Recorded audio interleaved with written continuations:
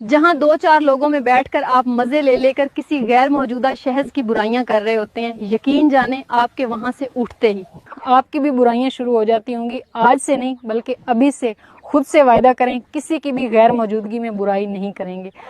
जब आपकी जात से कोई 2 कदम पीछे हट रहा हो तो कोशिश करें आप 4 कदम पीछे हट जाएं। इसी को इज्जत नफ्स कहते हैं, क्योंकि जिसके लिए आपकी जात और आपकी बात बेमानियज हो जाए तो रास्ता बदल लेना ज़हनी अजियत से बचने का बेहतरीन तरीका होता है। फातिहा लोगों के मरने पर नहीं बल्कि एहसास के मरने पर पढ़नी चाहिए, क्योंकि लोग मर जाएं तो सब्र आ जाता है, मगर एहसास मर जाए तो मुआशरा मर जाता है। एहसास सबसे कीमती दौलत है, ये खत्म हो जाए तो इंसानियत खत्म हो जाती है। खुद गर्ज लोग साए की तरह होते हैं, जो रोशनी में तो नजर आते हैं मगर अंधेरे में गायब हो जाते हैं।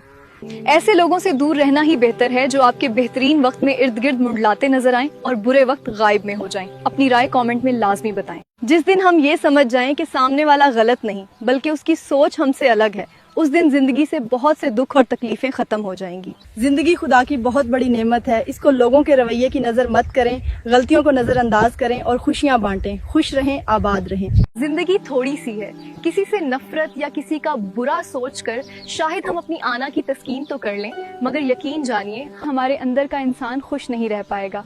इसलिए किसी की टांगों को खींचने से बेहतर है उसका हाथ थाम लो, जिंदगी आसान और पुरसकून हो जाएगी। एक गैबी उसूल ये भी है कि जो चीज़ तकसीम करोगे उस चीज़ की तुम्हारे पास फरावानी हो जाएगी, फिर वो दौलत हो, इज्जत हो, इल्म हो, मोहब्बत हो का दरगुजर हो का आसानियत है। मैं तो कहती हूँ दूसरों के लिए आसानियां पैदा करो, अल्लाह तुम्हारी परेशानियां खत्म कर देगा। मैं गलत हो सकती हूँ, आप इत्तेफाक करें या ना, मगर मेरा तजर्बा कहता है कि गुर्बत हमेशा मोहब्बतों और रिश्तों को कमजोर बना देती है। इसीलिए जब जिंदगी से पूछा तो इतनी मुश्किल क्यों है, जिंदगी ने मुस्कुरा कर कहा दुनिया आसान चीजों की कदर नहीं करती। जिंदगी का मजा तब आना शुरू होता है जब इंसान इतना मैच्योर हो जाए कि दूसरों की हैसियत, मर्तबा, पैसा और शख्सियत आपको मुतासिर ना कर सके। सामने वाले की आधी बात सुनकर आप पता चल जाए कि वो क्या कहने वाले हैं और क्या चाहते हैं। खुश रहें, आबाद रहें और बदल देंगे खुद को नए साल में। ये महीना किसी की याद का आखिरी महीना होगा। मेरे तमाम चाहने वालों को आने वाले नए साल की बहुत सी मुबारक। कोशिश करें आने वाले साल में कुछ ऐसा करें कि जब साल रुखसत हो तो आपके पास बेहतरीन यादें हों, ना कि रंजिशें और बुरी यादें। शादी के दूसरे दिन अचानक पठान अपनी बीवी को मारने लगा। लोगों ने पूछा, खान साहब क्यों मार रहे हो इस बेचारी को?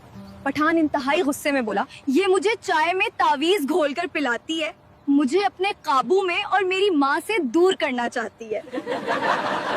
बीवी गुस्से में रोते हुए बोली, खान खुदा का खौफ करो, वो तावीज नहीं बल्कि टी बैग है। 3 पठान कहीं जा रहे थे कि रास्ते में एक मुर्गा देखा। तीनों में बहस शुरू हो गई। एक बोला ये मुर्गी है, दूसरे ने कहा नहीं मुर्गा है। आखिरकार तीसरे ने अक्लमंदी का सबूत देते हुए कहा ऐसा करते हैं, इस जो पत्थर मारते हैं, अगर भागा तो मुर्गा।